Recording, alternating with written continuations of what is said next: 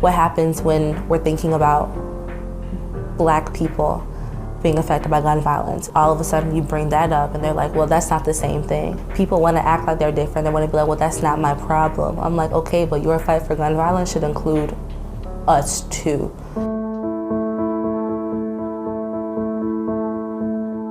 My name is Eva Maria Lewis.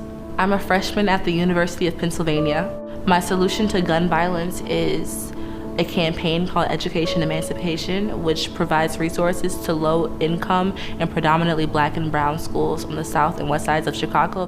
What's gonna fix gun violence depends on the area that you're in. I've never seen a gun in a shop in Chicago, ever. That's not something that you'd see. I think Illinois has some of the tightest gun laws, but we still have like some of the highest shootings. So what's the correlation? People aren't selling drugs in Chicago because they just want to. People aren't selling guns in Chicago because they just want to, because it's like, oh, this is the career I've chosen. People are entering that lifestyle because they have no other choice. If we really want to stop gun violence in Chicago, we're gonna need some trauma centers. We come from people that have picked cotton, and we come from people that have been harassed on the street and redlined and exiled from communities. Like, we can't consistently go through all that trauma and think, oh, everything will be okay with the change of a law.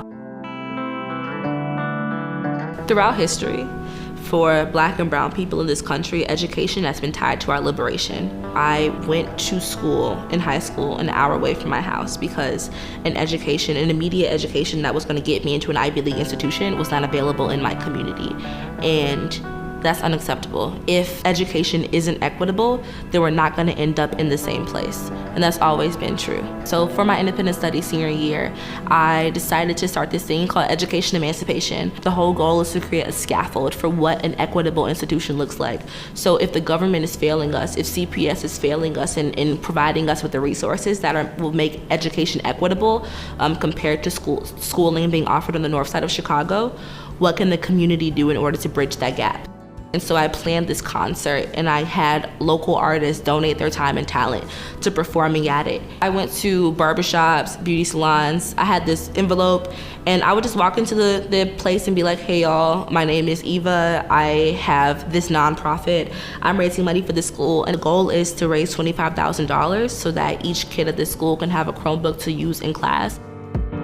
Gun violence in Chicago has a different root cause than maybe a mass shooting of a high school, but they're still resulting in death. And for people to be shooting in the place that we're supposed to be seeking liberation, for people to be taking away our opportunities to acquire more for ourselves and the people coming after us, it's just really disturbing, because then it's like, okay, so what do I do now? Like, if I'm being told, like, above anything, get this education, how do I get an education if people are threatening my life in the place that I'm supposed to be acquiring this? That results in a fight. That warrants ruckus, that warrants advocacy, that warrants a protest.